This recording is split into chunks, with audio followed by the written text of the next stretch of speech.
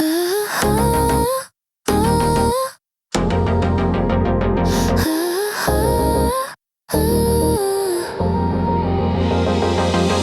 は何をしますか？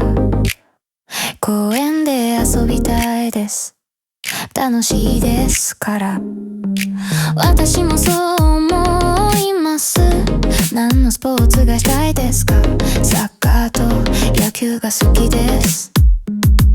スポーツができますか？はい、毎日したいです。スポーツが好き、毎日したい。